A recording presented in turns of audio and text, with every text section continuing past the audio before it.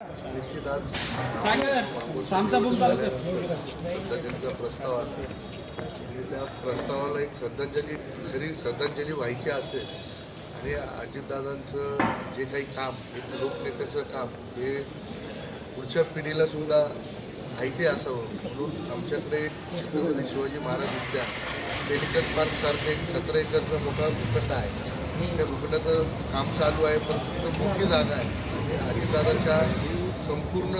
आठवणी तिथं आपल्याला स्थानपन्न करता येईल आणि निश्चित तुमच्या महासभेला तो ठराव मंजूर होईल,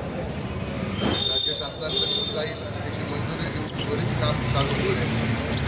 जरी श्रद्धांजली व्हायची असेल तर या स्मृतीस्थळाला लवकरात लवकर सगळ्या मंजुरी मिळावी ही मी राज्य शासनाला विनंती करेल, महापौरांना विनंती करेल, आयुक्तांना विनंती करेल का लवकर एक विशेष महासभा लावून या स्मृतीस्थळाची घोषणा लवकरात लवकर करा. अतिशय चांगल्या पद्धतीने त्याचे आर्किटेक्ट असतील,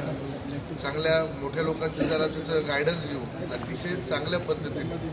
अजितदादाच्या लहानपणापासूनच्या आत्तापर्यंतच्या प्रवासाच्या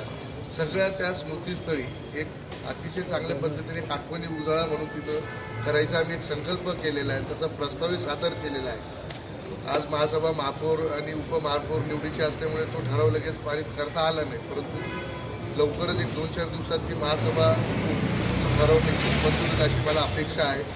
हे अतिशय चांगल्या पद्धतीने एक अर्धकृती पुतळा असो किंवा मोठा पुतळा त्याचे एक आयुक्तांशी बोलून, सन्माननीय भुजबळ साहेबांशी बोलून, महापौरांशी बोलून अतिशय चांगल्या पद्धतीने कसं करता येईल, आर्किटेक्ट कुठला चांगला लावता येईल जेणेकरून त्या आठवणीला चांगला उजाळा देता येईल आणि पुढच्या पिढीला निश्चित अजितदादा काय होते, कसे होते, ते सकाळी 6 वाजेपासून तर रात्री 12 वाजेपर्यंत कसे काम करायचे आणि महाराष्ट्रासाठी त्यांनी काय नाही दिलं, या सगळ्या उजळीला आपण तिथं उजाळा देणार.